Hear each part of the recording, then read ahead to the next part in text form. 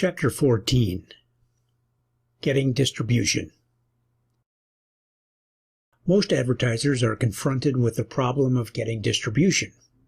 National advertising is unthinkable without that. A venture cannot be profitable if 9 in 10 of the converts fail to find the goods.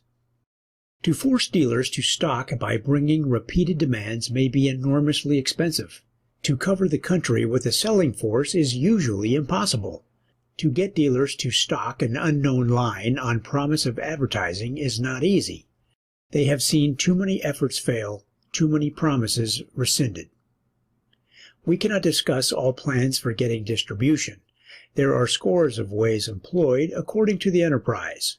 Some start by soliciting direct sales, mail orders, until the volume of demand forces dealers to supply. Some get into touch with prospects by a simple or other offer, then refer them to certain dealers who are stocked. Some well-known makers can get a large percentage of dealers to stock in advance under guarantee of sale. Some consign goods to jobbers so dealers can easily order.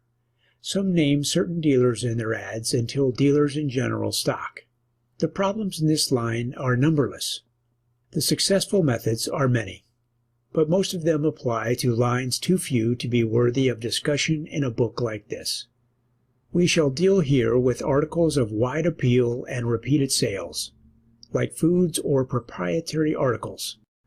We usually start with local advertising, even though magazine advertising is best adapted to the article. We get our distribution town by town, then change to national advertising. Sometimes we name the dealers who are stocked. As others stock, we add their names. When a local campaign is proposed, naming certain dealers, the average dealer wants to be included. It is often possible to get most of them by offering to name them in the first few ads. Whether you advertise few or many dealers, the others will stock in very short order if the advertising is successful. Then the trade is referred to all dealers. The sample plans dealt with in the previous chapter aid quick distribution. They often pay for themselves in this way alone. If the samples are distributed locally, the coupon names the stores. The prospects who go there to get samples know that those stores are supplied, if a nearer dealer is not. Thus little trade is lost. When sample inquiries come to the advertiser, inquirers are referred to certain dealers at the start. Enough demand is centered there to force those dealers to supply it. Sometimes most stores are supplied with samples, but on the requirement of a certain purchase. You supply a dozen samples with a dozen packages, for instance.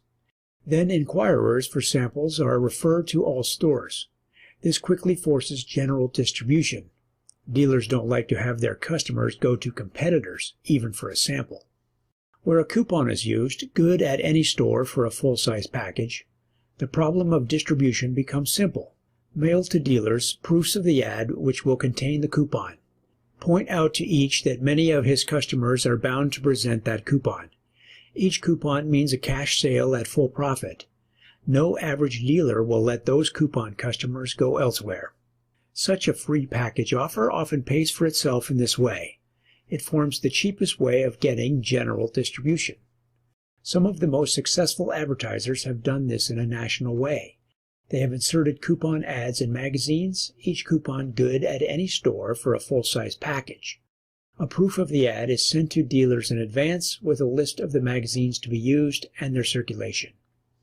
In this way, in 1 week sometimes, makers attain a reasonable national distribution, and the coupon ad, when it appears, completes it.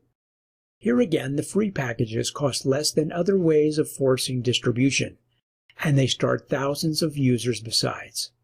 Palmolive soap and puffed grains are among the products which attained their distribution in that way. Half the circulation of a newspaper may go to outside towns. That half may be wasted if you offer a sample at local stores. Say in your coupon that outside people should write you for a sample. When they write, do not mail the sample. Send the samples to a local store and refer inquirers to that store. Mailing a sample may make a convert who cannot be supplied, but the store who supplies the sample will usually supply demand. In these ways, many advertisers get national distribution without employing a single salesman. They get it immediately, and they get it at far lower cost than by any other method. There are advertisers who, in starting, send every dealer a few packages as a gift. That is better, perhaps, than losing customers created, but it is very expensive. Those free packages must be sold by advertising. Figure their cost at your selling price, and you will see that you are paying a high cost per dealer. A salesman might sell these small stocks at a lower cost, and other methods may be vastly cheaper. Sending stocks on consignment to retailers is not widely favored. Many dealers resent it. Collections are difficult, and unbusinesslike methods do not win dealer respect. The plans advocated here are the best plans yet discovered for the lines to which they apply. Other lines require different methods. The ramifications are too many to discuss in a book like this. But don't start advertising without distribution. Don't get distribution by methods too expensive, or by slow, old-fashioned methods.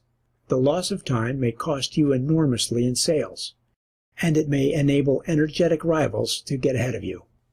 Go to men who know by countless experiences the best plan to apply to your line.